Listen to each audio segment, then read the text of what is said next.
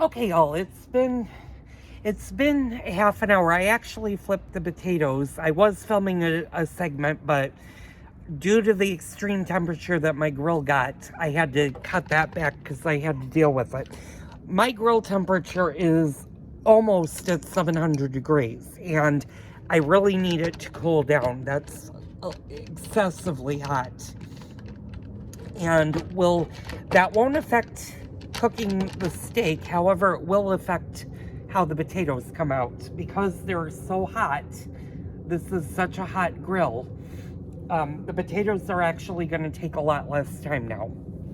So I'm going to cut back the time that I give for the potatoes. Instead of going an hour, I'm only going to go 45 minutes because 45 minutes at 650 degrees is a really, really cooked potato.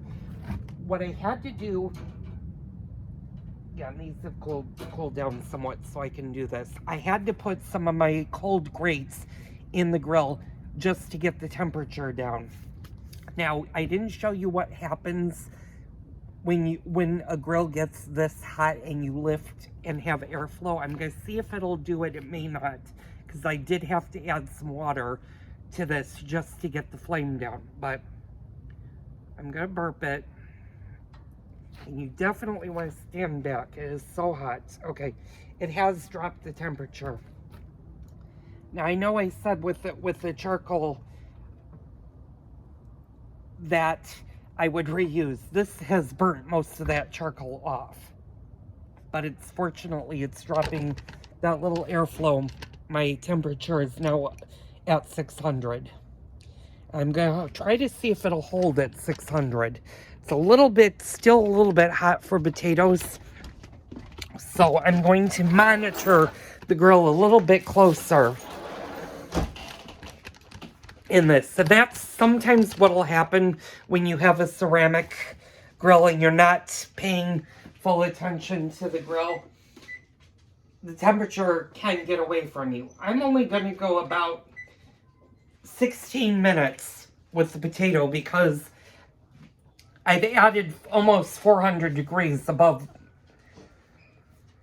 what I wanted for the initial cook.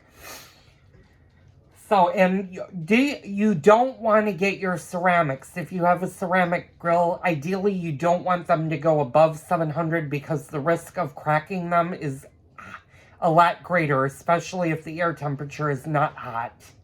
Fortunately, I was able to rectify the situation and I closed the vents because I don't need the grill getting any hotter. Right now,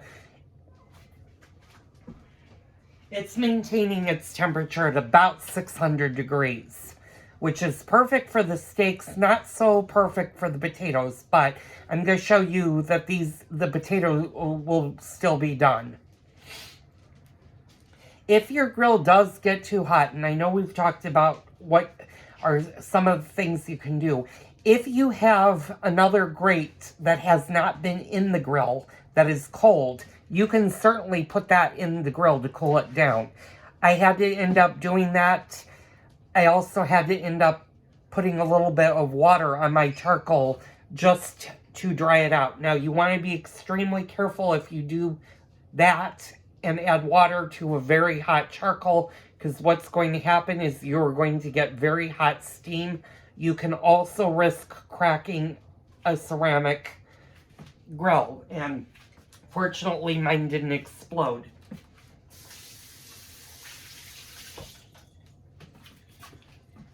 If you get your grills up to temperatures that they're not designed for, as long as they're not prolongedly staying at that temperature, the grill should be fine. Just make sure you keep an eye on it.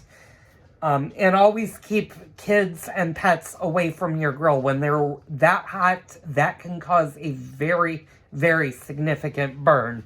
And you don't want to do this. This is why in the earlier segment, I showed you I have welding gloves. Welding gloves can take higher temperatures. They can't take it for long, but you're going to want a welding glove. Had I not had my welding glove, and if I would have used just a regular pot holder, this would have caught on fire at that extreme temperature. So it's always a good investment to get a good pair of welding gloves. And they're not, surprisingly, they're not as expensive as one thinks. I think I paid maybe 45 to 50 bucks for this pair of welding gloves. And like I said, I only use it for the grill. If I was doing welding, or if you're a welder, obviously you're going to have gloves for your particular job. Get a pair of welding gloves just for your grills, and you're going to thank me for that one. Okay, I'm kind of monitoring the grill. It's holding at 550, which is much better than the 1000 degree plus that it was before. So try not to let your grills get that hot. That's extreme. If I was making a pizza, that would be a perfect pizza oven right now. But since I'm doing steak and baked potatoes, I don't want those really high temperatures. About 500 to 550 is a great temperature for steak. So I'll be back in a little while to show you the final product of when we put the steak on and what to do next.